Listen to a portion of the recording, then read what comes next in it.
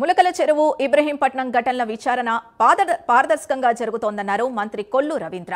SIT విచారణను కూడా తప్పుదోవ పట్టించేలా వైసీపీ సోషల్ మీడియా కుట్ర చేస్తోందన్నారు.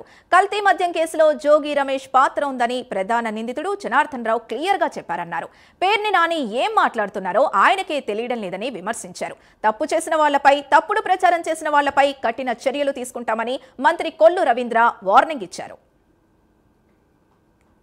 ఇబ్రహీంపట్నం అలాగే మొలకల చెరువు జరిగినటువంటి సంఘటనల మీదట ప్రభుత్వం చాలా స్ట్రిక్ట్ గా ఏదైతే అక్కడ జరిగినటువంటి సంఘటనల మీద ఒక ఇన్వెస్టిగేషన్ కి సిట్ వేసాం. సిట్ చాలా ముమ్మరంగా స్పీడ్ గా వెళ్తున్నారు. అందులో భాగంగానే గుంటూరు ల్యాబ్ కి ఇబ్రహీంపట్నం కు సంబంధించినటువంటి శాంపిల్స్ పంపించిన మీదట ఆ శాంపిల్స్ అన్ని కూడా టెస్ట్ చేసి నాణ్యత లేని హానికరం కాని పదార్థాలు ఉపయోగించారని చెప్పి దాంట్లో ల్యాబ్ రిపోర్ట్ లో రావడం జరిగింది. ఇవాళ అక్కడ మేము చాలా క్లారిటీగా ఉన్నాం, క్లియర్గా ఉన్నాం. అక్కడ ఏదైతే వైఎస్ఆర్ పార్టీతో అంటకాగినటువంటి వ్యక్తి జనార్దన్ రావు, ఆ జనార్దన్ రావు ఒక ఉద్దేశపూర్వకంగా అతనితో పలానా వాళ్ళు చేయించారని చెప్పి క్లియర్గా చెప్పినటువంటి వ్యక్తి జనార్దన్ రావు. దానికి సంబంధించి జోగి రమేష్ ఇంటికి అతను వెళ్ళాడని, జోగి రమేష్ గారు ఒప్పుకున్నాడు, ఆయన మా ఇంటికి వచ్చాడని. ఏదైతే హాలోగ్రామ్ కానీ ఆ ట్రాక్ అండ్ ట్రేస్ సిస్టమ్ కానీ తీసేసి ఇప్పుడు పెట్టామని చెప్పి చెప్తా ఉన్నారు. మరి పేర్నాని గారు అనుకుంటా నేను పెట్టి మాట్లాడతాను. మీకు చెప్తా ఉన్నాం 2014-19 కూడా hologram track and trace system నడిపాం.